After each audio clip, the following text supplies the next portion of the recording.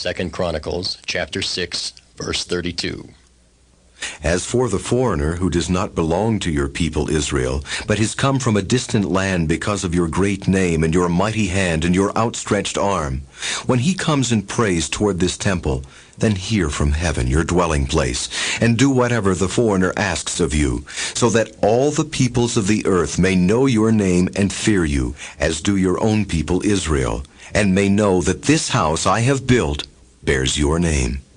When your people go to war against their enemies, wherever you send them, and when they pray to you toward this city you have chosen and the temple I have built for your name, then hear from heaven their prayer and their plea and uphold their cause.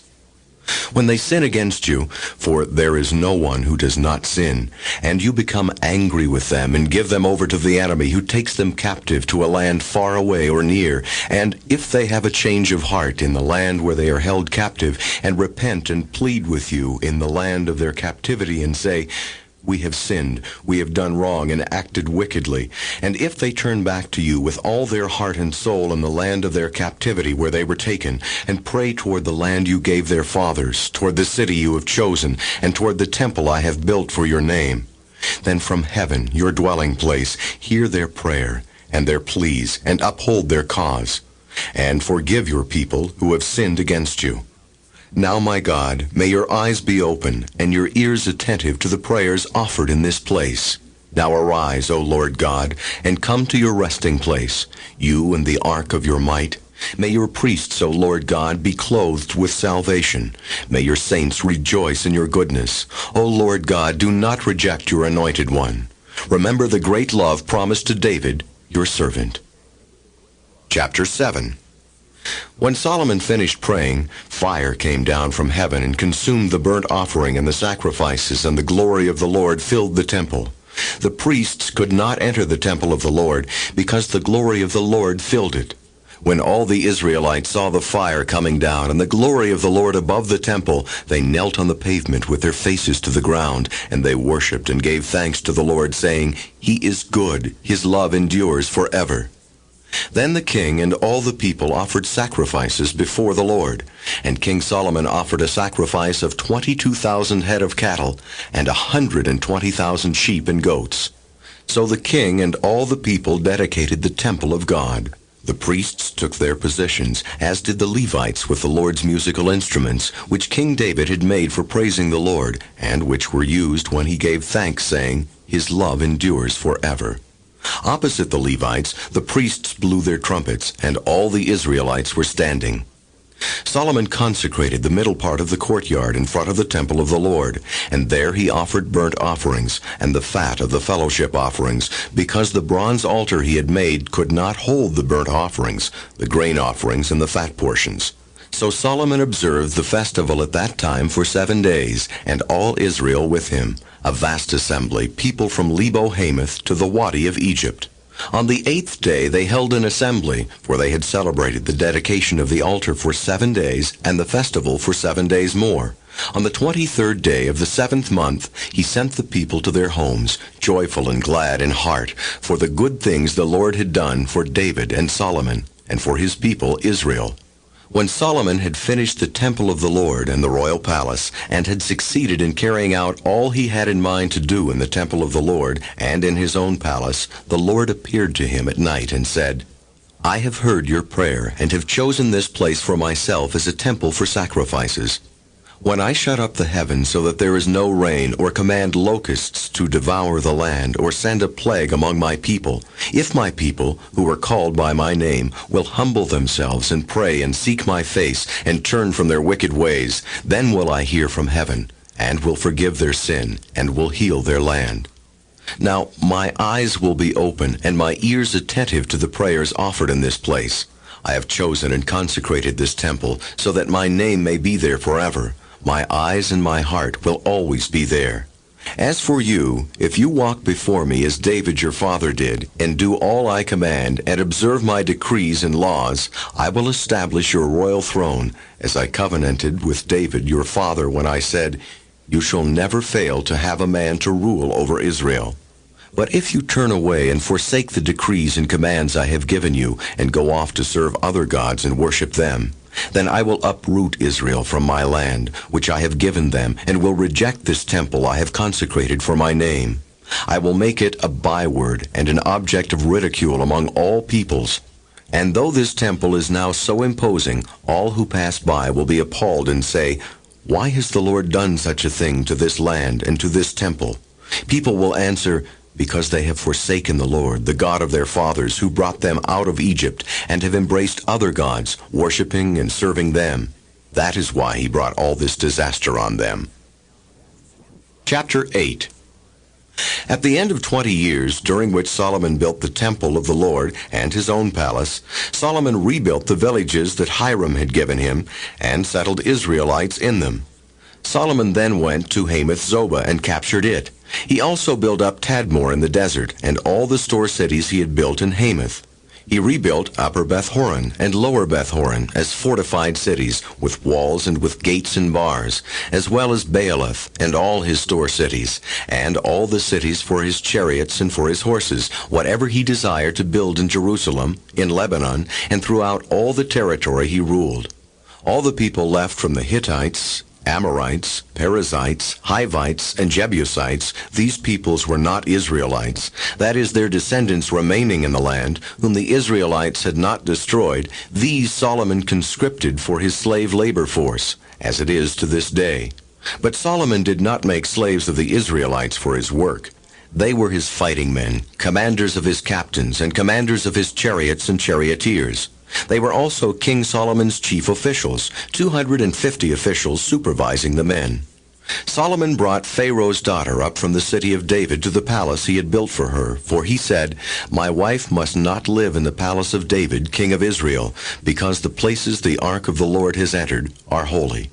On the altar of the Lord that he had built in front of the portico, Solomon sacrificed burnt offerings to the Lord according to the daily requirement for offerings commanded by Moses for Sabbaths, new moons, and the 3 annual feasts, the Feast of Unleavened Bread, the Feast of Weeks, and the Feast of Tabernacles.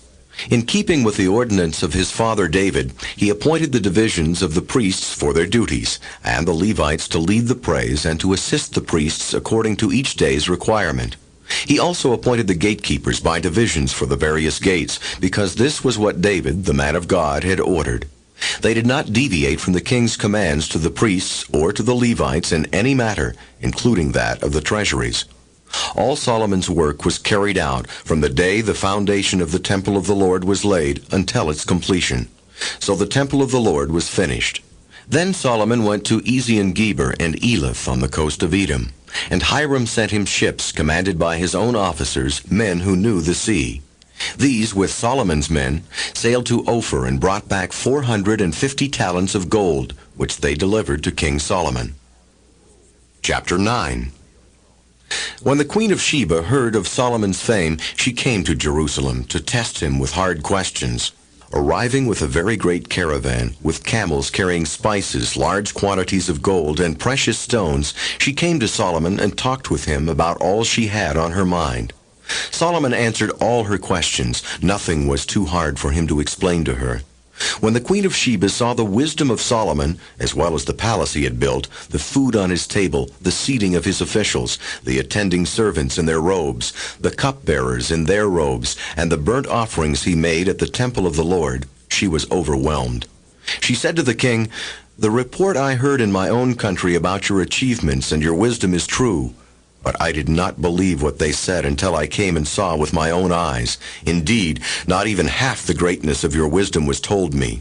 You have far exceeded the report I heard. How happy your men must be, how happy your officials, who continually stand before you and hear your wisdom. Praise be to the Lord your God, who has delighted in you and placed you on his throne as king to rule for the Lord your God. Because of the love of your God for Israel and his desire to uphold them forever, he has made you king over them to maintain justice and righteousness." Then she gave the king 120 talents of gold, large quantities of spices and precious stones. There had never been such spices as those the queen of Sheba gave to King Solomon. The men of Hiram and the men of Solomon brought gold from Ophir. They also brought algum wood and precious stones. The king used the algum wood to make steps for the temple of the Lord and for the royal palace, and to make harps and lyres for the musicians. Nothing like them had ever been seen in Judah. King Solomon gave the queen of Sheba all she desired and asked for. He gave her more than she had brought to him. Then she left and returned with her retinue to her own country. The weight of the gold that Solomon received yearly was 666 talents, not including the revenues brought in by merchants and traders. Also, all the kings of Arabia and the governors of the land brought gold and silver to Solomon. King Solomon made 200 large shields of hammered gold. 600 bekas of hammered gold went into each shield. He also made 300 small shields of hammered gold, with 300 bekas of gold in each shield. The king put them in the palace of the forest of Lebanon. Then the king made a great throne inlaid with ivory and overlaid with pure gold. The throne had 6 steps, and a footstool of gold was attached to it.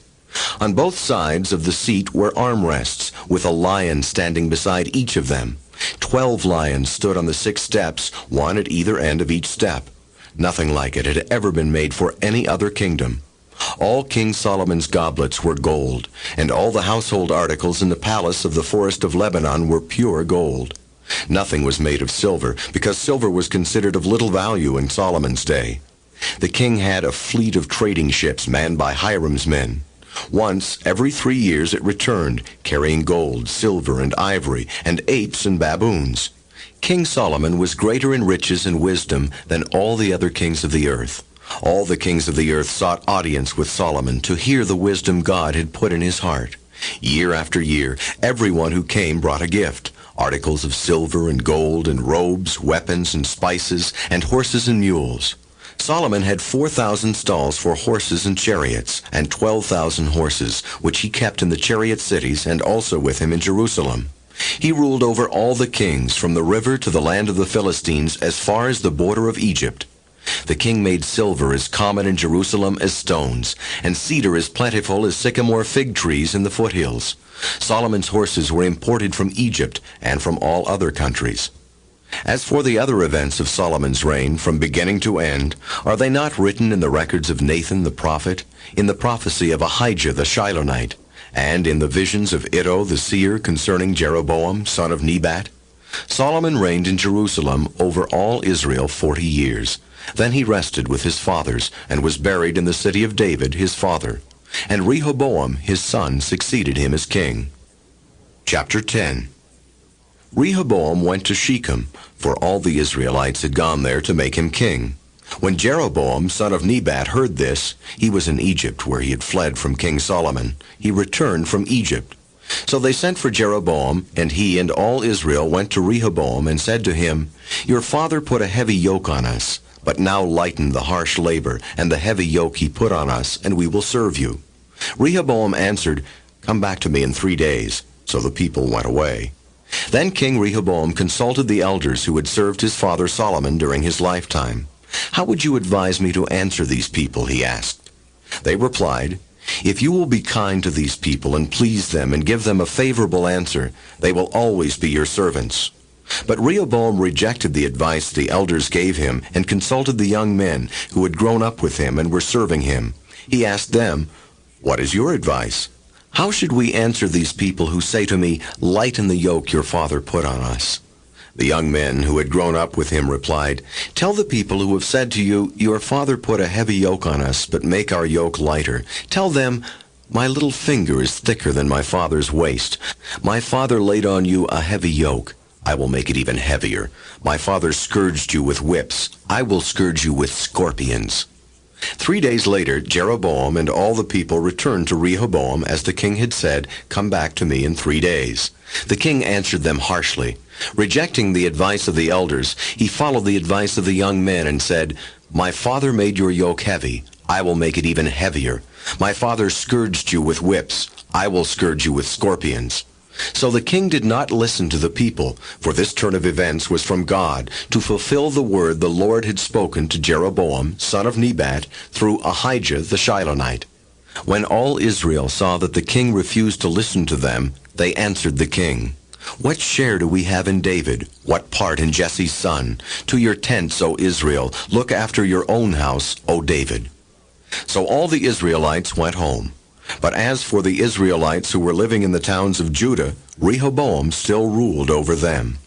King Rehoboam sent out Adoniram, who was in charge of forced labor, but the Israelites stoned him to death. King Rehoboam, however, managed to get into his chariot and escape to Jerusalem. So Israel has been in rebellion against the house of David to this day. Chapter 11. When Rehoboam arrived in Jerusalem, he mustered the house of Judah and Benjamin, 180,000 fighting men, to make war against Israel and to regain the kingdom for Rehoboam. But this word of the Lord came to Shemaiah the man of God. Say to Rehoboam, son of Solomon, king of Judah, and to all the Israelites in Benjamin, this is what the Lord says. Do not go up to fight against your brothers. Go home, every one of you, for this is my doing. So they obeyed the words of the Lord, and turned back from marching against Jeroboam.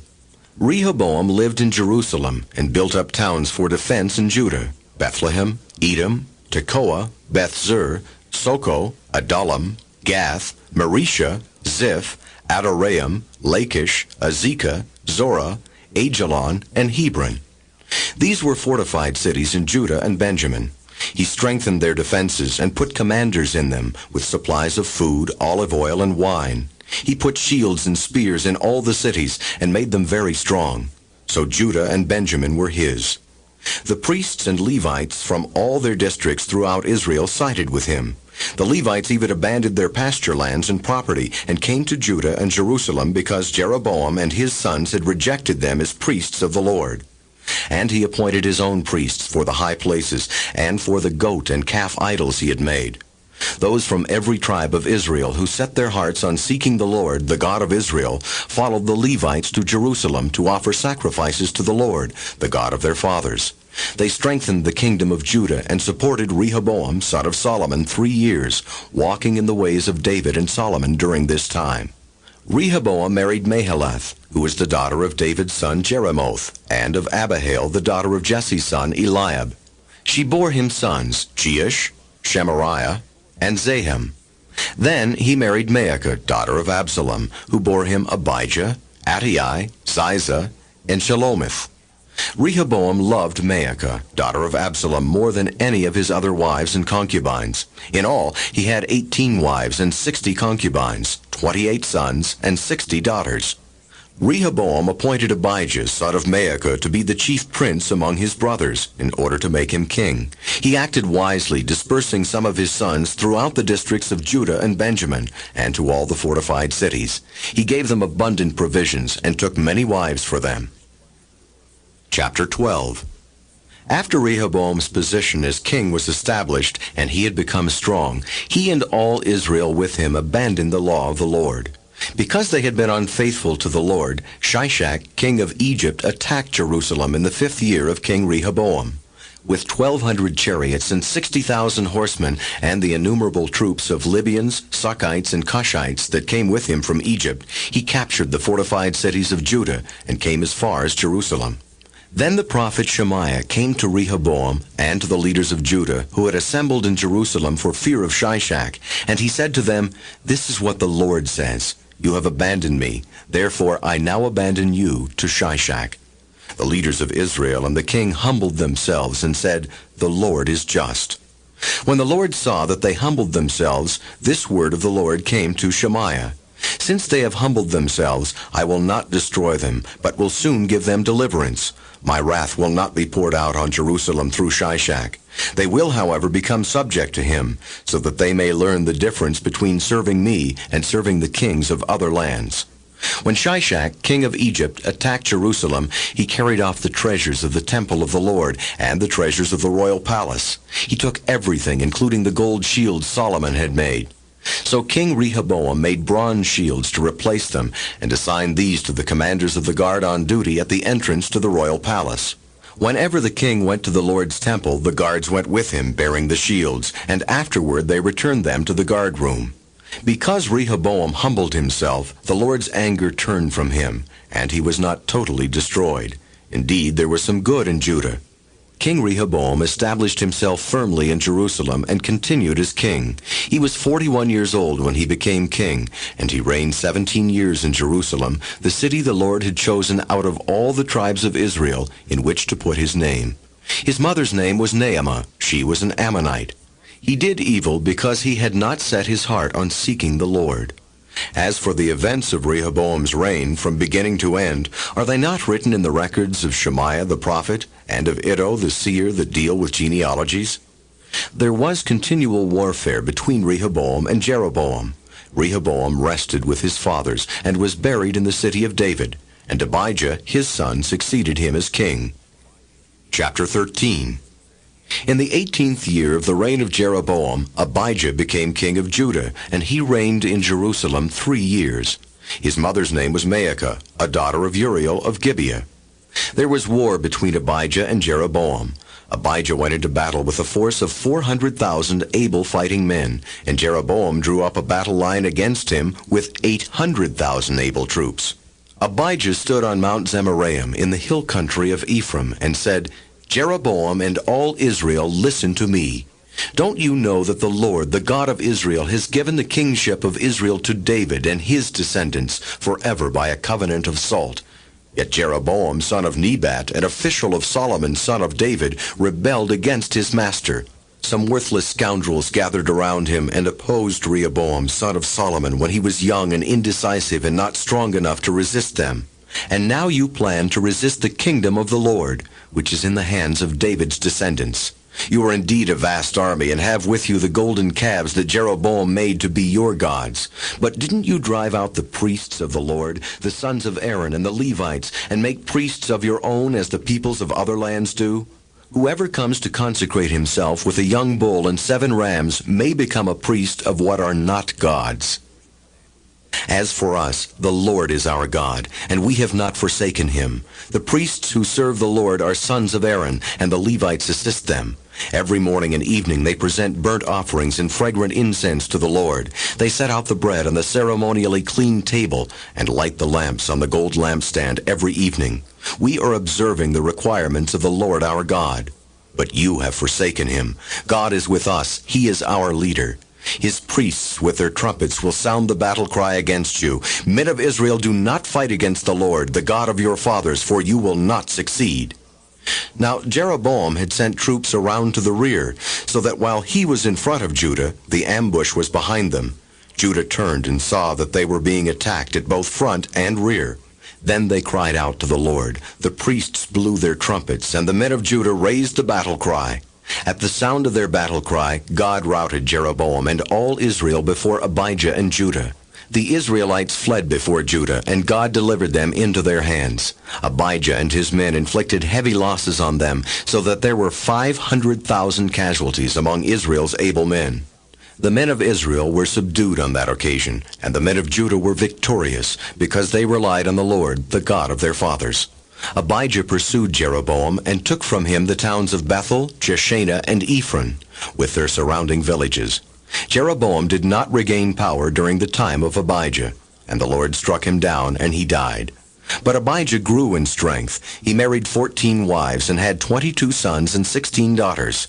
The other events of Abijah's reign, what he did and what he said, are written in the annotations of the prophet Iddo. Chapter 14. And Abijah rested with his fathers, and was buried in the city of David. Asa, his son, succeeded him as king, and in his days the country was at peace for 10 years. Asa did what was good and right in the eyes of the Lord his God. He removed the foreign altars and the high places, smashed the sacred stones, and cut down the Asherah poles. He commanded Judah to seek the Lord, the God of their fathers, and to obey his laws and commands. He removed the high places and incense altars in every town in Judah, and the kingdom was at peace under him. He built up the fortified cities of Judah, since the land was at peace. No one was at war with him during those years, for the Lord gave him rest. "Let us build up these towns," he said to Judah, "and put walls around them with towers, gates, and bars. The land is still ours because we have sought the Lord our God. We sought him, and he has given us rest on every side." So they built and prospered. Asa had an army of 300,000 men from Judah, equipped with large shields and with spears, and 280,000 from Benjamin, armed with small shields and with bows. All these were brave fighting men. Zerah the Cushite marched out against them with a vast army and 300 chariots, and came as far as Maresha. Asa went out to meet him, and they took up battle positions in the valley of Zephathah near Maresha. Then Asa called to the Lord his God and said, Lord, there is no one like you to help the powerless against the mighty. Help us, O Lord our God, for we rely on you, and in your name we have come against this vast army. O Lord, you are our God. Do not let man prevail against you. The Lord struck down the Cushites before Asa and Judah. The Cushites fled, and Asa and his army pursued them as far as Gerar. Such a great number of Cushites fell that they could not recover. They were crushed before the Lord and his forces. The men of Judah carried off a large amount of plunder. They destroyed all the villages around Gerar, for the terror of the Lord had fallen upon them. They plundered all these villages, since there was much booty there. They also attacked the camps of the herdsmen and carried off droves of sheep and goats and camels. Then they returned to Jerusalem. Chapter 15. The Spirit of God came upon Azariah, son of Oded. He went out to meet Asa and said to him, Listen to me, Asa and all Judah and Benjamin. The Lord is with you when you are with him. If you seek him, he will be found by you. But if you forsake him, he will forsake you. For a long time Israel was without the true God, without a priest to teach, and without the law. But in their distress they turned to the Lord, the God of Israel, and sought him, and he was found by them. In those days it was not safe to travel about, for all the inhabitants of the lands were in great turmoil. One nation was being crushed by another, and one city by another, because God was troubling them with every kind of distress. But as for you, be strong and do not give up, for your work will be rewarded. When Asa heard these words and the prophecy of Azariah, son of Oded the prophet, he took courage. He removed the detestable idols from the whole land of Judah and Benjamin, and from the towns he had captured in the hills of Ephraim. He repaired the altar of the Lord that was in front of the portico of the Lord's temple. Then he assembled all Judah and Benjamin, and the people from Ephraim, Manasseh, and Simeon, who had settled among them, for large numbers had come over to him from Israel when they saw that the Lord his God was with him. They assembled at Jerusalem in the 3rd month of the 15th year of Asa's reign. At that time they sacrificed to the Lord 700 head of cattle and 7,000 sheep and goats from the plunder they had brought back. They entered into a covenant to seek the Lord, the God of their fathers, with all their heart and soul. All who would not seek the Lord, the God of Israel, were to be put to death, whether small or great, man or woman. They took an oath to the Lord with loud acclamation, with shouting and with trumpets and horns. All Judah rejoiced about the oath because they had sworn it wholeheartedly. They sought God eagerly, and he was found by them. So the Lord gave them rest on every side. King Asa also deposed his grandmother Maacah from her position as queen mother, because she had made a repulsive Asherah pole. Asa cut the pole down, broke it up, and burned it in the Kidron Valley. Although he did not remove the high places from Israel, Asa's heart was fully committed to the Lord all his life. He brought into the temple of God the silver and gold and the articles that he and his father had dedicated. There was no more war until the 35th year of Asa's reign. Chapter 16. In the 36th year of Asa's reign, Baasha, king of Israel, went up against Judah and fortified Ramah to prevent anyone from leaving or entering the territory of Asa, king of Judah. Asa then took the silver and gold out of the treasuries of the Lord's temple and of his own palace and sent it to Ben-Hadad, king of Aram, who was ruling in Damascus. Let there be a treaty between me and you, he said, as there was between my father and your father. See, I am sending you silver and gold. Now break your treaty with Baasha, king of Israel, so he will withdraw from me. Ben-Hadad agreed with King Asa and sent the commanders of his forces against the towns of Israel. They conquered Ijon, Dan, Abel-Maim, and all the store cities of Naphtali.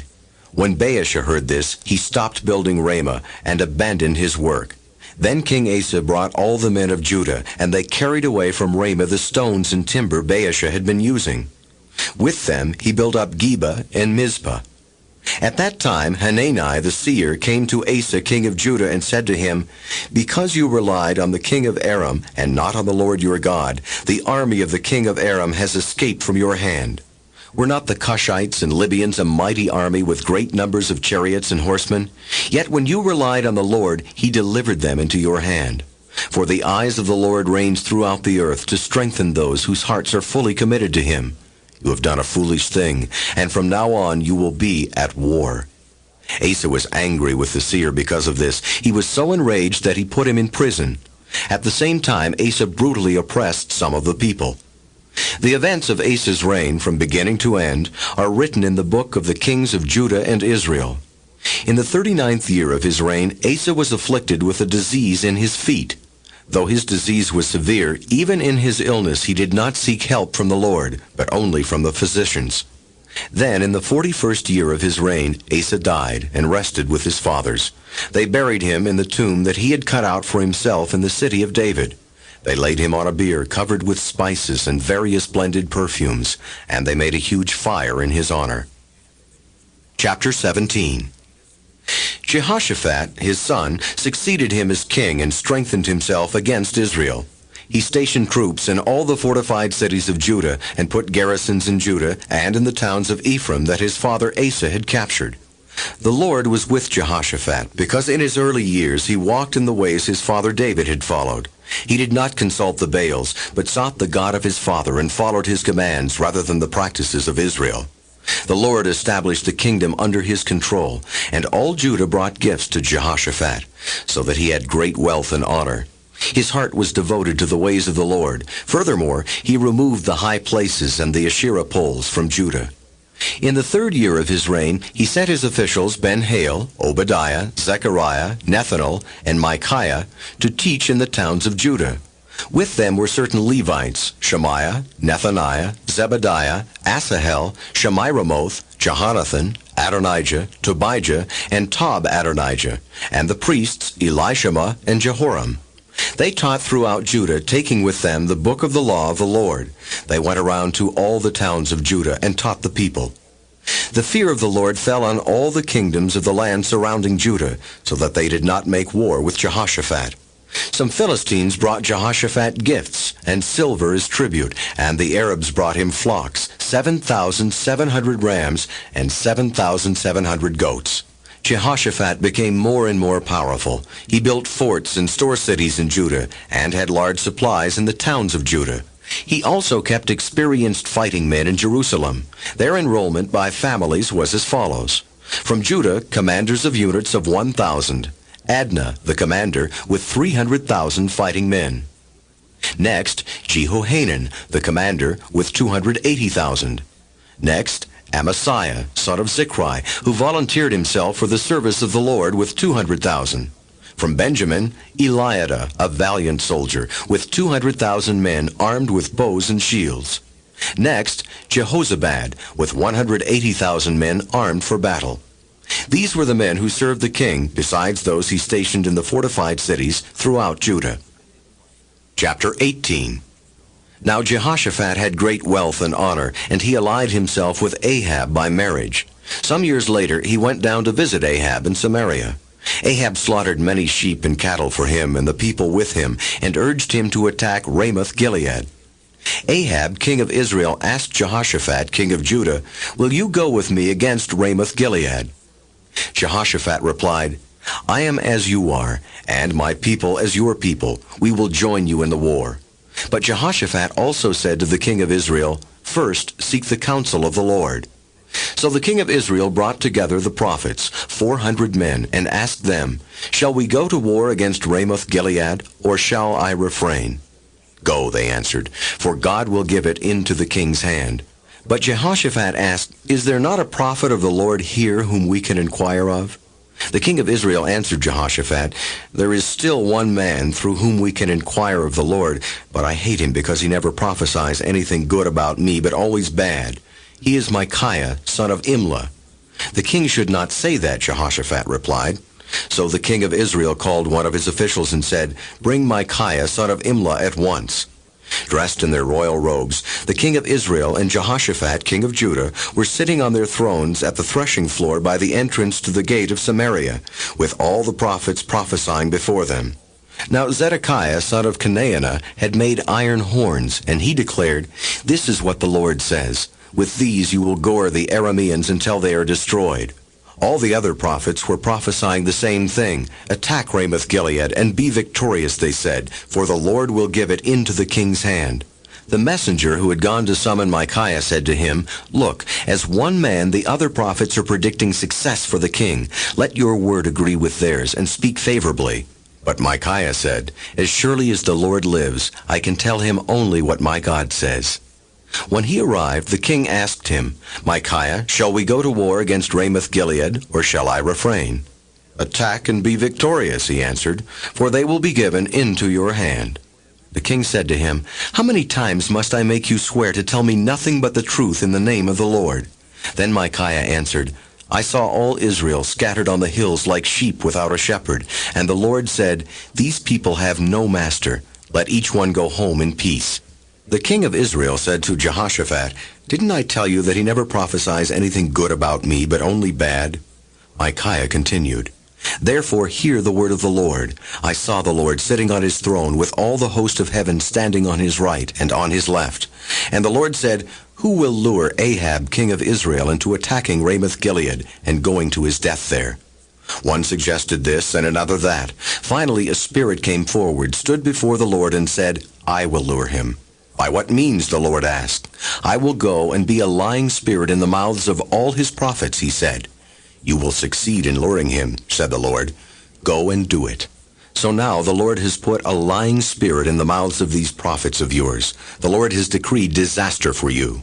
Then Zedekiah, son of Chenaanah, went up and slapped Micaiah in the face.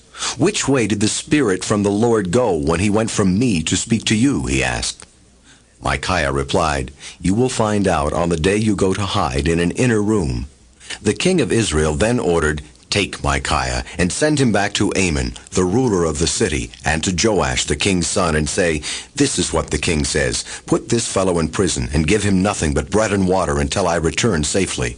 Micaiah declared, If you ever return safely, the Lord has not spoken through me. Then he added, Mark my words, all you people. So the king of Israel and Jehoshaphat, king of Judah, went up to Ramoth-Gilead. The king of Israel said to Jehoshaphat, I will enter the battle in disguise, but you wear your royal robes. So the king of Israel disguised himself and went into battle. Now the king of Aram had ordered his chariot commanders, Do not fight with anyone small or great except the king of Israel. When the chariot commanders saw Jehoshaphat, they thought, This is the king of Israel. So they turned to attack him. But Jehoshaphat cried out, and the Lord helped him. God drew them away from him. For when the chariot commanders saw that he was not the king of Israel, they stopped pursuing him.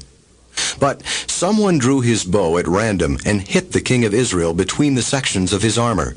The king told the chariot driver, Wheel around and get me out of the fighting. I've been wounded. All day long the battle raged, and the king of Israel propped himself up in his chariot facing the Arameans until evening. Then, at sunset, he died. Chapter 19. When Jehoshaphat, king of Judah, returned safely to his palace in Jerusalem, Jehu the seer, the son of Hanani, went out to meet him and said to the king, Should you help the wicked and love those who hate the Lord? Because of this, the wrath of the Lord is upon you. There is, however, some good in you, for you have rid the land of the Asherah poles, and have set your heart on seeking God. Jehoshaphat lived in Jerusalem, and he went out again among the people from Beersheba to the hill country of Ephraim, and turned them back to the Lord, the God of their fathers. He appointed judges in the land, in each of the fortified cities of Judah. He told them, Consider carefully what you do, because you are not judging for man, but for the Lord, who is with you wherever you give a verdict. Now let the fear of the Lord be upon you. Judge carefully, for with the Lord our God there is no injustice or partiality or bribery. In Jerusalem also Jehoshaphat appointed some of the Levites, priests, and heads of the Israelite families to administer the law of the Lord and to settle disputes. And they lived in Jerusalem. He gave them these orders: You must serve faithfully and wholeheartedly in the fear of the Lord.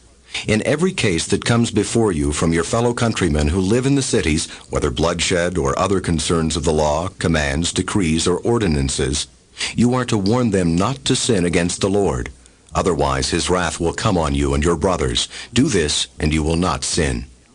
Amariah the chief priest will be over you in any matter concerning the Lord, and Zebadiah son of Ishmael, the leader of the tribe of Judah, will be over you in any matter concerning the king, and the Levites will serve as officials before you. Act with courage, and may the Lord be with those who do well. Chapter 20. After this, the Moabites and Ammonites, with some of the Meunites, came to make war on Jehoshaphat. Some men came and told Jehoshaphat, "A vast army is coming against you from Edom, from the other side of the sea. It is already in Hazazon Tamar, that is, En-Gedi." Alarmed, Jehoshaphat resolved to inquire of the Lord, and he proclaimed a fast for all Judah. The people of Judah came together to seek help from the Lord. Indeed, they came from every town in Judah to seek him. Then Jehoshaphat stood up in the assembly of Judah and Jerusalem at the temple of the Lord in the front of the new courtyard and said, "O Lord, God of our fathers, are you not the God who is in heaven? You rule over all the kingdoms of the nations. Power and might are in your hand, and no one can withstand you. O our God, did you not drive out the inhabitants of this land before your people Israel, and give it forever to the descendants of Abraham your friend? They have lived in it and have built in it a sanctuary for your name, saying, 'If calamity comes upon us, whether the sword of judgment or plague or famine, we will stand in your presence before this temple that bears your name, and will cry out to you in our distress, and you will hear us and save us.' But now here are men from Ammon, Moab, and Mount Seir, whose territory you would not allow Israel to invade when they came from Egypt. So they turned away from them and did not destroy them. See how they are repaying us by coming to drive us out of the possession you gave us as an inheritance. O our God, will you not judge them? For we have no power to face this vast army that is attacking us. We do not know what to do, but our eyes are upon you." All the men of Judah, with their wives and children and little ones, stood there before the Lord. Then the Spirit of the Lord came upon Jahaziel, son of Zechariah, the son of Benaiah, the son of Jeiel, the son of Mattaniah, a Levite and descendant of Asaph, as he stood in the assembly. He said, "Listen, King Jehoshaphat, and all who live in Judah and Jerusalem, this is what the Lord says to you. Do not be afraid or discouraged because of this vast army, for the battle is not yours, but God's. Tomorrow march down against them.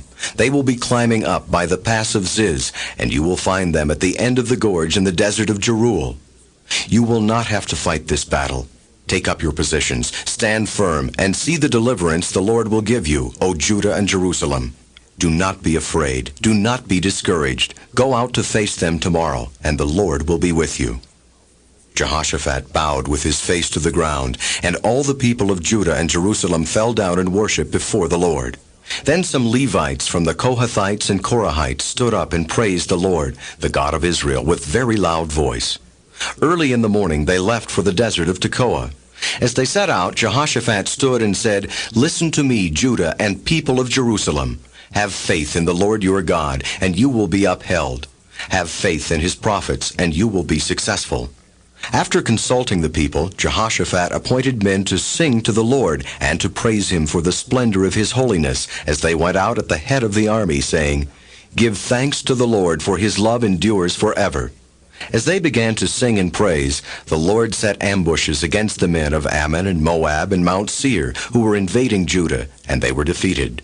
The men of Ammon and Moab rose up against the men from Mount Seir to destroy and annihilate them.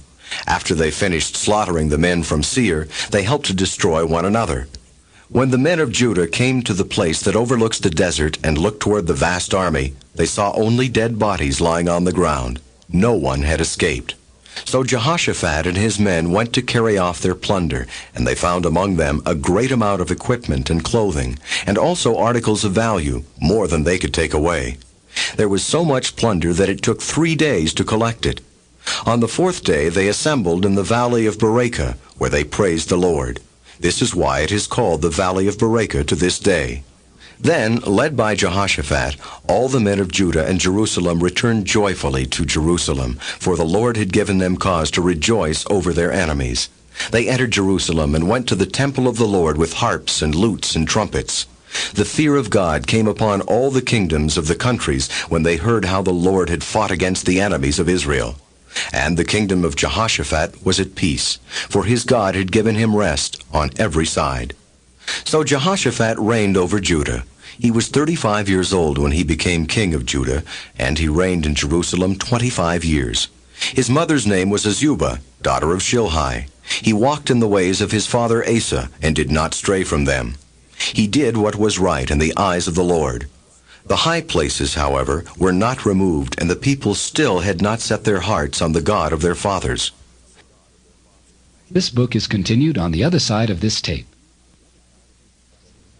2 Chronicles chapter 20, verse 34. The other events of Jehoshaphat's reign from beginning to end are written in the annals of Jehu, son of Hanani, which are recorded in the book of the kings of Israel. Later, Jehoshaphat, king of Judah, made an alliance with Ahaziah, king of Israel, who was guilty of wickedness. He agreed with him to construct a fleet of trading ships. After these were built at Ezion-Geber, Eliezer, son of Dodavahu of Marisha, prophesied against Jehoshaphat, saying, "Because you have made an alliance with Ahaziah, the Lord will destroy what you have made." The ships were wrecked and were not able to set sail to trade. Chapter 21. Then Jehoshaphat rested with his fathers and was buried with them in the city of David. And Jehoram, his son, succeeded him as king. Jehoram's brothers, the sons of Jehoshaphat, were Azariah, Jehiel, Zechariah, Azariahu, Michael, and Shephatiah. All these were sons of Jehoshaphat, king of Israel. Their father had given them many gifts of silver and gold and articles of value, as well as fortified cities in Judah, but he had given the kingdom to Jehoram, because he was his firstborn son. When Jehoram established himself firmly over his father's kingdom, he put all his brothers to the sword, along with some of the princes of Israel. Jehoram was 32 years old when he became king, and he reigned in Jerusalem 8 years. He walked in the ways of the kings of Israel, as the house of Ahab had done, for he married a daughter of Ahab. He did evil in the eyes of the Lord. Nevertheless, because of the covenant the Lord had made with David, the Lord was not willing to destroy the house of David. He had promised to maintain a lamp for him and his descendants forever. In the time of Jehoram, Edom rebelled against Judah and set up its own king. So Jehoram went there with his officers and all his chariots. The Edomites surrounded him and his chariot commanders, but he rose up and broke through by night. To this day Edom has been in rebellion against Judah. Libnah revolted at the same time because Jehoram had forsaken the Lord, the God of his fathers. He had also built high places on the hills of Judah, and had caused the people of Jerusalem to prostitute themselves, and had led Judah astray. Jehoram received a letter from Elijah the prophet, which said, "This is what the Lord, the God of your father David, says. You have not walked in the ways of your father Jehoshaphat, or of Asa king of Judah, but you have walked in the ways of the kings of Israel, and you have led Judah and the people of Jerusalem to prostitute themselves, just as the house of Ahab did. You have also murdered your own brothers, members of your father's house, men who were better than you. So now the Lord is about to strike your people, your sons, your wives, and everything that is yours with a heavy blow. You yourself will be very ill with a lingering disease of the bowels, until the disease causes your bowels to come out." The Lord aroused against Jehoram the hostility of the Philistines and of the Arabs who lived near the Cushites. They attacked Judah, invaded it, and carried off all the goods found in the king's palace, together with his sons and wives. Not a son was left to him except Ahaziah, the youngest. After all this, the Lord afflicted Jehoram with an incurable disease of the bowels.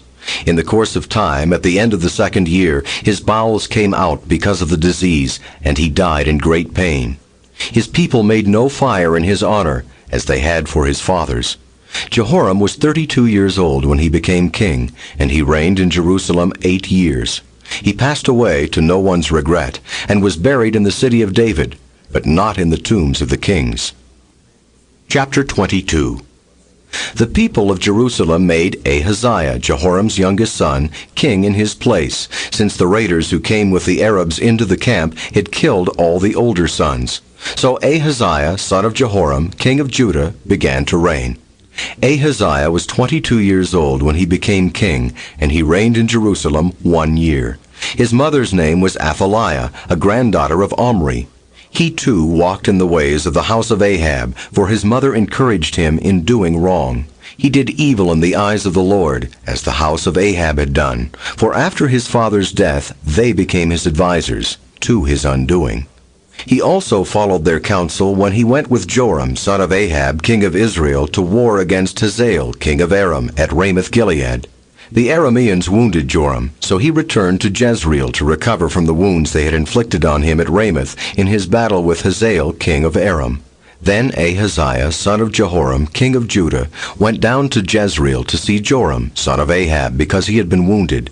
Through Ahaziah's visit to Joram, God brought about Ahaziah's downfall. When Ahaziah arrived, he went out with Joram to meet Jehu, son of Nimshi, whom the Lord had anointed to destroy the house of Ahab. While Jehu was executing judgment on the house of Ahab, he found the princes of Judah and the sons of Ahaziah's relatives who had been attending Ahaziah, and he killed them. He then went in search of Ahaziah, and his men captured him while he was hiding in Samaria. He was brought to Jehu and put to death. They buried him, for they said, "He was the son of Jehoshaphat, who sought the Lord with all his heart." So there was no one in the house of Ahaziah powerful enough to retain the kingdom. When Athaliah, the mother of Ahaziah, saw that her son was dead, she proceeded to destroy the whole royal family of the house of Judah. But Jehosheba, the daughter of King Jehoram, took Joash, son of Ahaziah, and stole him away from among the royal princes who were about to be murdered, and put him and his nurse in a bedroom. Because Jehosheba, the daughter of King Jehoram and wife of the priest Jehoiada, was Ahaziah's sister, she hid the child from Athaliah so she could not kill him. He remained hidden with them at the temple of God for 6 years, while Athaliah ruled the land. Chapter 23. In the 7th year Jehoiada showed his strength. He made a covenant with the commanders of units of 100, Azariah, son of Jeroham, Ishmael, son of Jehohanan, Azariah, son of Obed, Maaseiah, son of Adiah, and Elishaphat, son of Zichri. They went throughout Judah and gathered the Levites and the heads of Israelite families from all the towns. When they came to Jerusalem, the whole assembly made a covenant with the king at the temple of God. Jehoiada said to them, "The king's son shall reign, as the Lord promised concerning the descendants of David. Now this is what you are to do. A third of you priests and Levites who are going on duty on the Sabbath are to keep watch at the doors, a third of you at the royal palace, and a third at the foundation gate. And all the other men are to be in the courtyards of the temple of the Lord. No one is to enter the temple of the Lord except the priests and Levites on duty. They may enter because they are consecrated, but all the other men are to guard what the Lord has assigned to them. The Levites are to station themselves around the king, each man with his weapons in his hand. Anyone who enters the temple must be put to death. Stay close to the king wherever he goes." The Levites and all the men of Judah did just as Jehoiada the priest ordered. Each one took his men, those who were going on duty on the Sabbath and those who were going off duty, for Jehoiada the priest had not released any of the divisions. Then he gave the commanders of units of 100 the spears and the large and small shields that had belonged to King David and that were in the temple of God. He stationed all the men, each with his weapon in his hand, around the king, near the altar in the temple, from the south side to the north side of the temple. Jehoiada and his sons brought out the king's son and put the crown on him. They presented him with a copy of the covenant and proclaimed him king. They anointed him and shouted, "Long live the king!" When Athaliah heard the noise of the people running and cheering the king, she went to them at the temple of the Lord. She looked, and there was the king, standing by his pillar at the entrance. The officers and the trumpeters were beside the king, and all the people of the land were rejoicing and blowing trumpets, and singers with musical instruments were leading the praises. Then Athaliah tore her robes and shouted, "Treason! Treason!" Jehoiada the priest sent out the commanders of units of 100 who were in charge of the troops and said to them, "Bring her out between the ranks and put to the sword anyone who follows her." For the priest had said, "Do not put her to death at the temple of the Lord." So they seized her as she reached the entrance of the horse gate on the palace grounds, and there they put her to death. Jehoiada then made a covenant that he and the people and the king would be the Lord's people. All the people went to the temple of Baal and tore it down. They smashed the altars and idols and killed Mattan, the priest of Baal, in front of the altars. Then Jehoiada placed the oversight of the temple of the Lord in the hands of the priests, who were Levites, to whom David had made assignments in the temple, to present the burnt offerings of the Lord as written in the law of Moses, with rejoicing and singing, as David had ordered. He also stationed doorkeepers at the gates of the Lord's temple, so that no one who was in any way unclean might enter. He took with him the commanders of hundreds, the nobles, the rulers of the people, and all the people of the land, and brought the king down from the temple of the Lord. They went into the palace through the upper gate, and seated the king on the royal throne, and all the people of the land rejoiced. And the city was quiet, because Athaliah had been slain with the sword. Chapter 24. Joash was 7 years old when he became king, and he reigned in Jerusalem 40 years. His mother's name was Zibiah. She was from Beersheba. Joash did what was right in the eyes of the Lord all the years of Jehoiada the priest. Jehoiada chose 2 wives for him, and he had sons and daughters. Sometime later, Joash decided to restore the temple of the Lord. He called together the priests and Levites and said to them, "Go to the towns of Judah and collect the money due annually from all Israel to repair the temple of your God. Do it now." But the Levites did not act at once. Therefore the king summoned Jehoiada the chief priest and said to him, "Why haven't you required the Levites to bring in from Judah and Jerusalem the tax imposed by Moses the servant of the Lord and by the assembly of Israel for the tent of the testimony?" Now the sons of that wicked woman Athaliah had broken into the temple of God and had used even its sacred objects for the Baals. At the king's command, a chest was made and placed outside at the gate of the temple of the Lord. A proclamation was then issued in Judah and Jerusalem, that they should bring to the Lord the tax that Moses, the servant of God, had required of Israel in the desert. All the officials and all the people brought their contributions gladly, dropping them into the chest until it was full. Whenever the chest was brought in by the Levites to the king's officials, and they saw that there was a large amount of money, the royal secretary and the officer of the chief priest would come and empty the chest and carry it back to its place. They did this regularly and collected a great amount of money. The king and Jehoiada gave it to the men who carried out the work required for the temple of the Lord. They hired masons and carpenters to restore the Lord's temple, and also workers in iron and bronze to repair the temple. The men in charge of the work were diligent, and the repairs progressed under them. They rebuilt the temple of God according to its original design and reinforced it. When they had finished, they brought the rest of the money to the king and Jehoiada, and with it were made articles for the Lord's temple, articles for the service and for the burnt offerings, and also dishes and other objects of gold and silver. As long as Jehoiada lived, burnt offerings were presented continually in the temple of the Lord. Now Jehoiada was old and full of years, and he died at the age of 130. He was buried with the kings in the city of David, because of the good he had done in Israel for God and his temple. After the death of Jehoiada, the officials of Judah came and paid homage to the king, and he listened to them. They abandoned the temple of the Lord, the God of their fathers, and worshipped Asherah poles and idols. Because of their guilt, God's anger came upon Judah and Jerusalem. Although the Lord sent prophets to the people to bring them back to him, and though they testified against them, they would not listen. Then the Spirit of God came upon Zechariah, son of Jehoiada the priest. He stood before the people and said, "This is what God says. Why do you disobey the Lord's commands? You will not prosper. Because you have forsaken the Lord, he has forsaken you." But they plotted against him, and by order of the king they stoned him to death in the courtyard of the Lord's temple. King Joash did not remember the kindness Zechariah's father Jehoiada had shown him, but killed his son, who said as he lay dying, "May the Lord see this and call you to account." At the turn of the year, the army of Aram marched against Joash. It invaded Judah and Jerusalem and killed all the leaders of the people. They sent all the plunder to their king in Damascus. Although the Aramean army had come with only a few men, the Lord delivered into their hands a much larger army. Because Judah had forsaken the Lord, the God of their fathers, judgment was executed on Joash. When the Arameans withdrew, they left Joash severely wounded. His officials conspired against him for murdering the son of Jehoiada the priest, and they killed him in his bed. So he died and was buried in the city of David, but not in the tombs of the kings.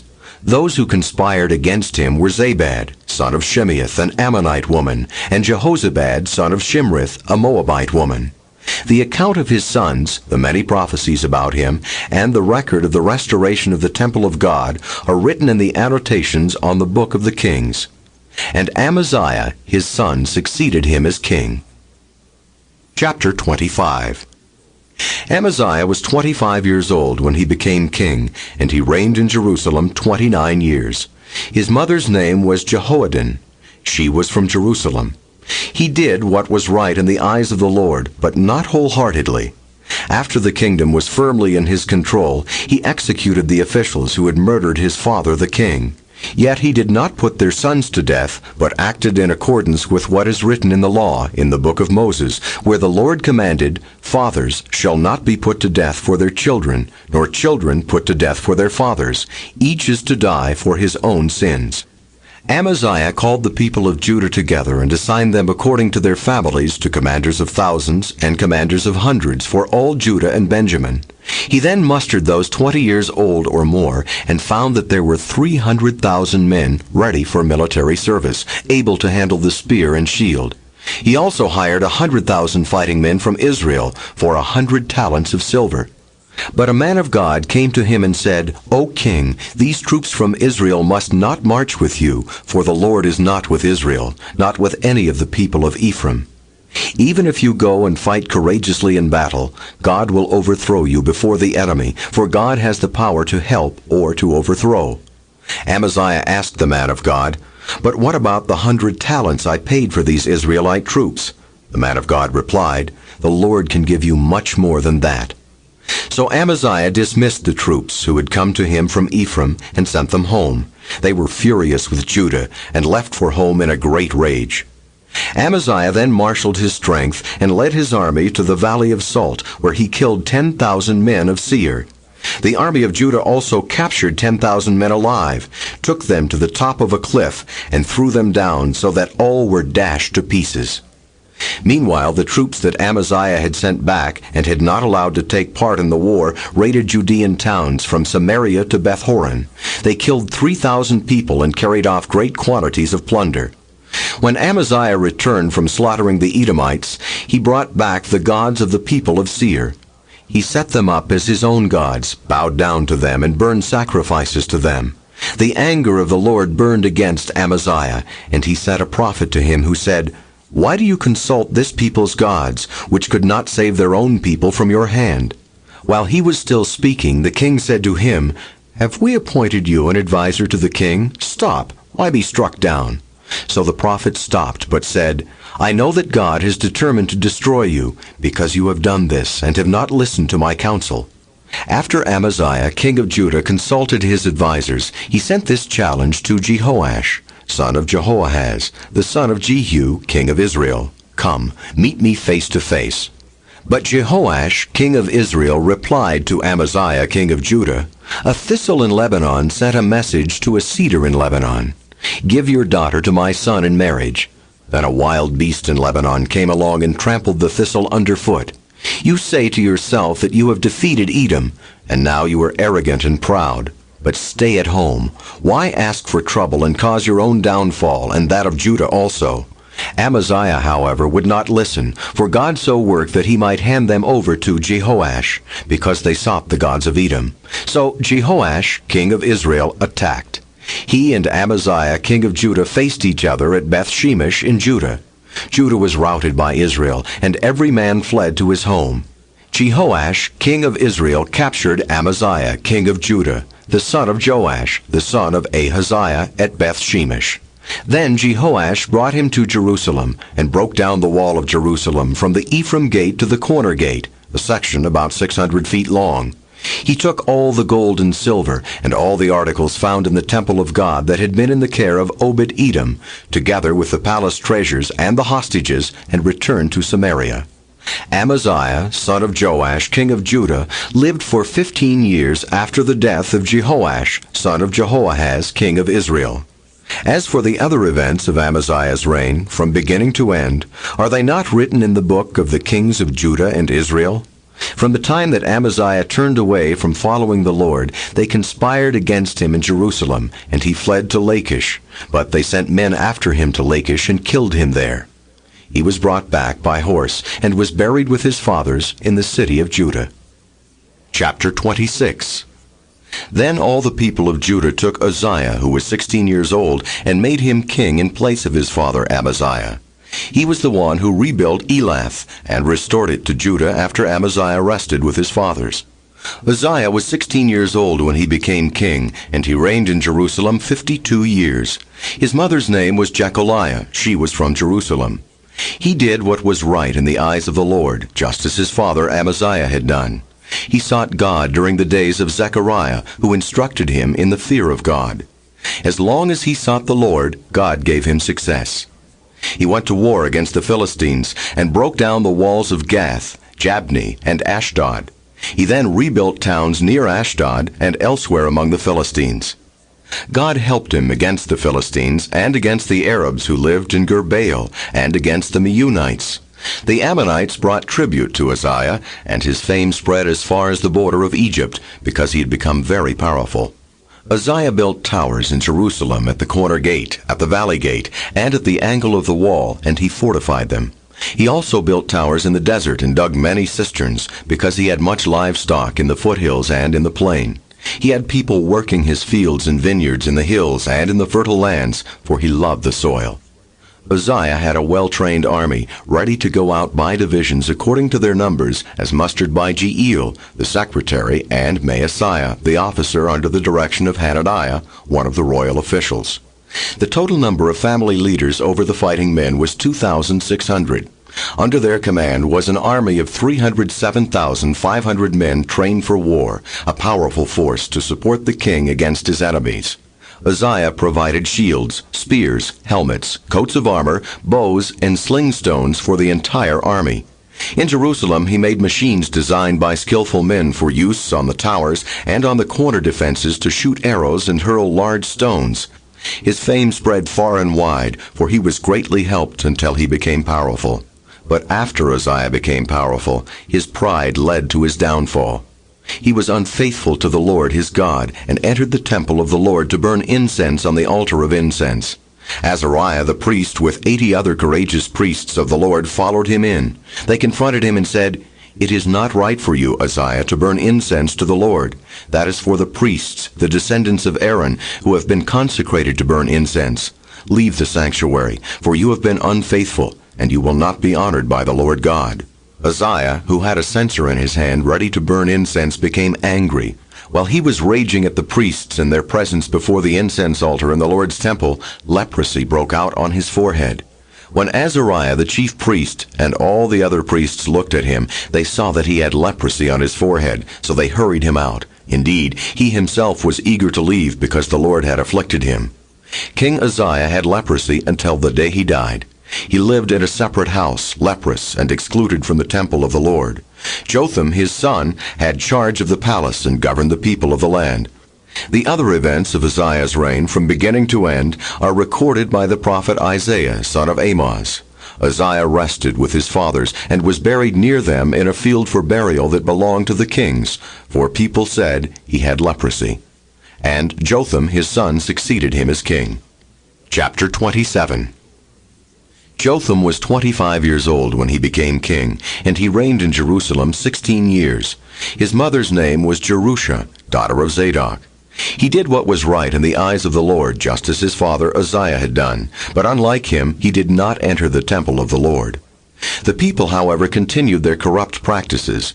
Jotham rebuilt the upper gate of the temple of the Lord and did extensive work on the wall at the hill of Ophel. He built towns in the Judean hills and forts and towers in the wooded areas. Jotham made war on the king of the Ammonites and conquered them. That year the Ammonites paid him 100 talents of silver, 10,000 cores of wheat, and 10,000 cores of barley. The Ammonites brought him the same amount also in the second and third years. Jotham grew powerful because he walked steadfastly before the Lord his God. The other events in Jotham's reign, including all his wars and the other things he did, are written in the book of the kings of Israel and Judah. He was 25 years old when he became king, and he reigned in Jerusalem 16 years. Jotham rested with his fathers and was buried in the city of David. And Ahaz his son succeeded him as king. Chapter 28. Ahaz was 20 years old when he became king, and he reigned in Jerusalem 16 years. Unlike David his father, he did not do what was right in the eyes of the Lord. He walked in the ways of the kings of Israel, and also made cast idols for worshipping the Baals. He burned sacrifices in the valley of Ben Hinnom, and sacrificed his sons in the fire, following the detestable ways of the nations the Lord had driven out before the Israelites. He offered sacrifices and burned incense at the high places, on the hilltops, and under every spreading tree. Therefore the Lord his God handed him over to the king of Aram. The Arameans defeated him, and took many of his people as prisoners, and brought them to Damascus. He was also given into the hands of the king of Israel, who inflicted heavy casualties on him. In one day Pekah son of Remaliah killed 120,000 soldiers in Judah, because Judah had forsaken the Lord, the God of their fathers. Zichri, an Ephraimite warrior, killed Maaseiah, the king's son, Azrikam, the officer in charge of the palace, and Elkanah, second to the king. The Israelites took captive from their kinsmen 200,000 wives, sons, and daughters. They also took a great deal of plunder, which they carried back to Samaria. But a prophet of the Lord named Oded was there, and he went out to meet the army when it returned to Samaria. He said to them, "Because the Lord, the God of your fathers, was angry with Judah, he gave them into your hand. But you have slaughtered them at a rage that reaches to heaven, and now you intend to make the men and women of Judah and Jerusalem your slaves. But aren't you also guilty of sins against the Lord your God? Now listen to me. Send back your fellow countrymen you have taken as prisoners, for the Lord's fierce anger rests on you." Then some of the leaders in Ephraim, Azariah son of Jehohanan, Berechiah son of Meshillemoth, Jehizkiah son of Shallum, and Amasa son of Hadlai, confronted those who were arriving from the war. "You must not bring those prisoners here," they said, "or we will be guilty before the Lord. Do you intend to add to our sin and guilt? For our guilt is already great, and his fierce anger rests on Israel." So the soldiers gave up the prisoners and plunder in the presence of the officials and all the assembly. The men designated by name took the prisoners, and from the plunder they clothed all who were naked. They provided them with clothes and sandals, food and drink, and healing balm. All those who were weak they put on donkeys. So they took them back to their fellow countrymen at Jericho, the city of palms, and returned to Samaria. At that time King Ahaz sent to the king of Assyria for help. The Edomites had again come and attacked Judah and carried away prisoners, while the Philistines had raided towns in the foothills and in the Negev of Judah. They captured and occupied Beth-Shemesh, Ajalon, and Gederoth, as well as Soko, Timnah, and Gimzo, with their surrounding villages. The Lord had humbled Judah because of Ahaz king of Israel, for he had promoted wickedness in Judah, and had been most unfaithful to the Lord. Tiglath-Pileser king of Assyria came to him, but he gave him trouble instead of help. Ahaz took some of the things from the temple of the Lord, and from the royal palace, and from the princes, and presented them to the king of Assyria, but that did not help him. In his time of trouble, King Ahaz became even more unfaithful to the Lord. He offered sacrifices to the gods of Damascus, who had defeated him, for he thought, "Since the gods of the kings of Aram have helped them, I will sacrifice to them, so they will help me." But they were his downfall, and the downfall of all Israel. Ahaz gathered together the furnishings from the temple of God and took them away. He shut the doors of the Lord's temple and set up altars at every street corner in Jerusalem. In every town in Judah he built high places to burn sacrifices to other gods and provoke the Lord, the God of his fathers, to anger. The other events of his reign and all his ways from beginning to end are written in the book of the kings of Judah and Israel. Ahaz rested with his fathers and was buried in the city of Jerusalem, but he was not placed in the tombs of the kings of Israel. And Hezekiah his son succeeded him as king. Chapter 29. Hezekiah was 25 years old when he became king, and he reigned in Jerusalem 29 years. His mother's name was Abijah, daughter of Zechariah. He did what was right in the eyes of the Lord, just as his father David had done. In the first month of the first year of his reign, he opened the doors of the temple of the Lord and repaired them. He brought in the priests and the Levites, assembled them in the square on the east side, and said, "Listen to me, Levites. Consecrate yourselves now, and consecrate the temple of the Lord, the God of your fathers. Remove all defilement from the sanctuary. Our fathers were unfaithful. They did evil in the eyes of the Lord our God and forsook him. They turned their faces away from the Lord's dwelling place and turned their backs on him. They also shut the doors of the portico and put out the lamps. They did not burn incense or present any burnt offerings at the sanctuary to the God of Israel. Therefore the anger of the Lord has fallen on Judah and Jerusalem. He has made them an object of dread and horror and scorn, as you can see with your own eyes. This is why our fathers have fallen by the sword, and why our sons and daughters and our wives are in captivity. Now I intend to make a covenant with the Lord, the God of Israel, so that his fierce anger will turn away from us. My sons, do not be negligent now, for the Lord has chosen you to stand before him and serve him, to minister before him, and to burn incense. Then these Levites set to work. From the Kohathites, Mahath, son of Amasai, and Joel, son of Azariah. From the Merarites, Kish, son of Abdi, and Azariah, son of Jehalelel. From the Gershonites, Joah, son of Zimmah, and Eden, son of Joah. From the descendants of Elizaphan, Shimri, and Jeiel. From the descendants of Asaph, Zechariah, and Mattaniah. From the descendants of Heman, Jehiel, and Shimei. From the descendants of Jeduthun, Shemaiah, and Uzziel. When they had assembled their brothers and consecrated themselves, they went in to purify the temple of the Lord, as the king had ordered, following the word of the Lord. The priests went into the sanctuary of the Lord to purify it. They brought out to the courtyard of the Lord's temple everything unclean that they found in the temple of the Lord. The Levites took it and carried it out to the Kidron Valley. They began the consecration on the first day of the first month, and by the 8th day of the month they reached the portico of the Lord. For 8 more days they consecrated the temple of the Lord itself, finishing on the 16th day of the first month. Then they went in to King Hezekiah and reported, "We have purified the entire temple of the Lord, the altar of burnt offering with all its utensils, and the table for setting out the consecrated bread with all its articles. We have prepared and consecrated all the articles that King Ahaz removed in his unfaithfulness while he was king. They are now in front of the Lord's altar." Early the next morning, King Hezekiah gathered the city officials together and went up to the temple of the Lord. They brought 7 bulls, 7 rams, 7 male lambs, and 7 male goats as a sin offering for the kingdom, for the sanctuary, and for Judah.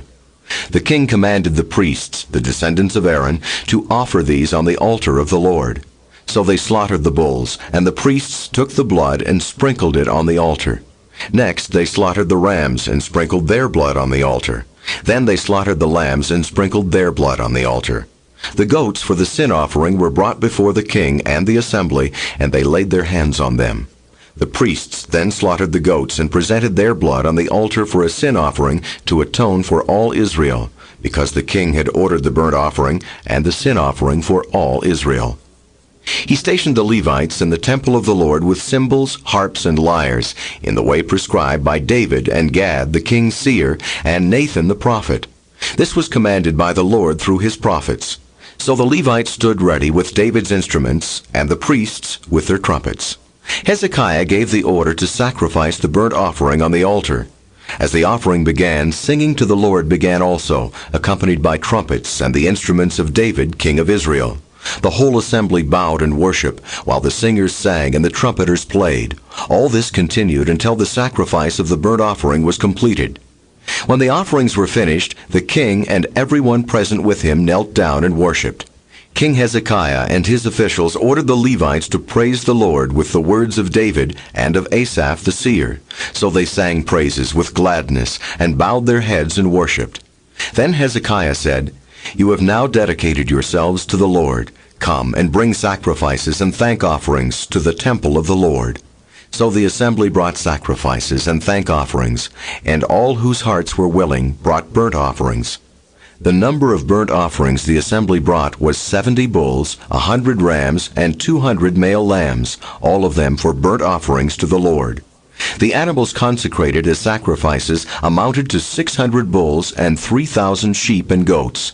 The priests, however, were too few to skin all the burnt offerings, so their kinsmen, the Levites, helped them until the task was finished and until other priests had been consecrated, for the Levites had been more conscientious in consecrating themselves than the priests had been. There were burnt offerings in abundance, together with the fat of the fellowship offerings and the drink offerings that accompanied the burnt offerings. So the service of the temple of the Lord was reestablished. Hezekiah and all the people rejoiced at what God had brought about for his people, because it was done so quickly. Chapter 30. Hezekiah sent word to all Israel and Judah, and also wrote letters to Ephraim and Manasseh, inviting them to come to the temple of the Lord in Jerusalem and celebrate the Passover to the Lord, the God of Israel.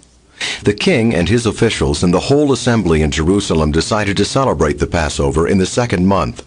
They had not been able to celebrate it at the regular time because not enough priests had consecrated themselves and the people had not assembled in Jerusalem. The plan seemed right both to the king and to the whole assembly. They decided to send a proclamation throughout Israel, from Beersheba to Dan, calling the people to come to Jerusalem and celebrate the Passover to the Lord, the God of Israel. It had not been celebrated in large numbers according to what was written. At the king's command, couriers went throughout Israel and Judah with letters from the king and from his officials, which read, "People of Israel, return to the Lord, the God of Abraham, Isaac, and Israel, that he may return to you who are left, who have escaped from the hand of the kings of Assyria. Do not be like your fathers and brothers, who were unfaithful to the Lord, the God of their fathers, so that he made them an object of horror, as you see. Do not be stiff-necked as your fathers were. Submit to the Lord. Come to the sanctuary which he has consecrated forever.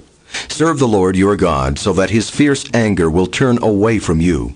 If you return to the Lord, then your brothers and your children will be shown compassion by their captors, and will come back to this land, for the Lord your God is gracious and compassionate. He will not turn his face from you if you return to him." The couriers went from town to town in Ephraim and Manasseh, as far as Zebulun, but the people scorned and ridiculed them. Nevertheless, some men of Asher, Manasseh, and Zebulun humbled themselves and went to Jerusalem. Also in Judah the hand of God was on the people to give them unity of mind to carry out what the king and his officials had ordered, following the word of the Lord. A very large crowd of people assembled in Jerusalem to celebrate the Feast of Unleavened Bread in the second month. They removed the altars in Jerusalem and cleared away the incense altars and threw them into the Kidron Valley. They slaughtered the Passover lamb on the 14th day of the second month. The priests and the Levites were ashamed and consecrated themselves and brought burnt offerings to the temple of the Lord. Then they took up their regular positions as prescribed in the law of Moses, the man of God. The priests sprinkled the blood handed to them by the Levites. Since many in the crowd had not consecrated themselves, the Levites had to kill the Passover lambs for all those who were not ceremonially clean and could not consecrate their lambs to the Lord. Although most of the many people who came from Ephraim, Manasseh, Issachar, and Zebulun had not purified themselves, yet they ate the Passover, contrary to what was written. But Hezekiah prayed for them, saying, "May the Lord, who is good, pardon everyone who sets his heart on seeking God the Lord, the God of his fathers, even if he is not clean according to the rules of the sanctuary." And the Lord heard Hezekiah and healed the people. The Israelites who were present in Jerusalem celebrated the Feast of Unleavened Bread for 7 days with great rejoicing, while the Levites and priests sang to the Lord every day, accompanied by the Lord's instruments of praise. Hezekiah spoke encouragingly to all the Levites, who showed good understanding of the service of the Lord. For the 7 days they ate their assigned portion and offered fellowship offerings and praised the Lord, the God of their fathers. The whole assembly then agreed to celebrate the festival 7 more days. So for another 7 days they celebrated joyfully. Hezekiah, king of Judah, provided 1,000 bulls and 7,000 sheep and goats for the assembly, and the officials provided them with 1,000 bulls and 10,000 sheep and goats. A great number of priests consecrated themselves. The entire assembly of Judah rejoiced, along with the priests and Levites and all who had assembled from Israel, including the aliens who had come from Israel and those who lived in Judah. There was great joy in Jerusalem, for since the days of Solomon, son of David, king of Israel, there had been nothing like this in Jerusalem. The priests and the Levites stood to bless the people, and God heard them, for their prayer reached heaven, his holy dwelling place. Chapter 31. When all this had ended, the Israelites who were there went out to the towns of Judah, smashed the sacred stones, and cut down the Asherah poles. They destroyed the high places and the altars throughout Judah and Benjamin, and in Ephraim and Manasseh. After they had destroyed all of them, the Israelites returned to their own towns and to their own property. Hezekiah assigned the priests and Levites to divisions, each of them according to their duties as priests or Levites, to offer burnt offerings and fellowship offerings, to minister, to give thanks, and to sing praises at the gates of the Lord's dwelling. The king contributed from his own possessions for the morning and evening burnt offerings, and for the burnt offerings on the Sabbaths, new moons, and appointed feasts as written in the law of the Lord. He ordered the people living in Jerusalem to give the portion due the priests and Levites so they could devote themselves to the law of the Lord. As soon as the order went out, the Israelites generously gave the first fruits of their grain, new wine, oil, and honey, and all that the fields produced. They brought a great amount, a tithe of everything. The men of Israel and Judah who lived in the towns of Judah also brought a tithe of their herds and flocks, and a tithe of the holy things dedicated to the Lord their God, and they piled them in heaps. They began doing this in the 3rd month, and finished in the 7th month. When Hezekiah and his officials came and saw the heaps, they praised the Lord, and blessed his people Israel. Hezekiah asked the priests and Levites about the heaps, and Azariah the chief priest, from the family of Zadok, answered, "Since the people began to bring their contributions to the temple of the Lord, we have had enough to eat and plenty to spare, because the Lord has blessed his people, and this great amount is left over." Hezekiah gave orders to prepare storerooms in the temple of the Lord, and this was done. Then they faithfully brought in the contributions, tithes, and dedicated gifts. Conaniah, a Levite, was in charge of these things, and his brother Shimei was next in rank. Jehiel, Azaziah, Nahath, Asahel, Jeremoth, Jozabad, Eliel, Ismachiah, Mahath, and Benaiah were supervisors under Conaniah and Shimei his brother, by appointment of King Hezekiah and Azariah, the official in charge of the temple of God. Kori, son of Imnah, the Levite, keeper of the east gate, was in charge of the free will offerings given to God, distributing the contributions made to the Lord and also the consecrated gifts. Eden, Meniamin, Jeshua, Shemaiah, Amariah, and Shechaniah assisted him faithfully in the towns of the priests, distributing to their fellow priests according to their divisions, old and young alike. In addition, they distributed to the males 3 years old or more, whose names were in the genealogical records, all who would enter the temple of the Lord to perform the daily duties of their various tasks, according to their responsibilities and their divisions. And they distributed to the priests enrolled by their families in the genealogical records, and likewise to the Levites 20 years old or more, according to their responsibilities and their divisions. They included all the little ones, the wives, and the sons and daughters of the whole community listed in these genealogical records, for they were faithful in consecrating themselves. As for the priests, the descendants of Aaron, who lived on the farmlands around their towns or in any other towns, men were designated by name to distribute portions to every male among them, and to all who were recorded in the genealogies of the Levites. This is what Hezekiah did throughout Judah, doing what was good and right and faithful before the Lord his God. In everything that he undertook in the service of God's temple, and in obedience to the law and the commands, he sought his God and worked wholeheartedly, and so he prospered. Chapter 32. After all that Hezekiah had so faithfully done, Sennacherib, king of Assyria, came and invaded Judah. He laid siege to the fortified cities, thinking to conquer them for himself. When Hezekiah saw that Sennacherib had come and that he intended to make war on Jerusalem, he consulted with his officials and military staff about blocking off the water from the springs outside the city, and they helped him. A large force of men assembled, and they blocked all the springs and the stream that flowed through the land. "Why should the kings of Assyria come and find plenty of water?" they said. Then he worked hard, repairing all the broken sections of the wall and building towers on it. He built another wall outside that one and reinforced the supporting terraces of the city of David. He also made large numbers of weapons and shields.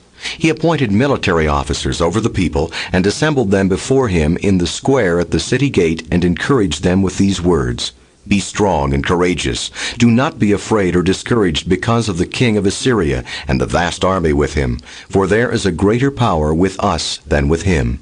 With him is only the arm of flesh, but with us is the Lord our God to help us and to fight our battles." And the people gained confidence from what Hezekiah the king of Judah said. Later, when Sennacherib, king of Assyria, and all his forces were laying siege to Lachish, he sent his officers to Jerusalem with this message for Hezekiah, king of Judah, and for all the people of Judah who were there. This book is continued on the next tape.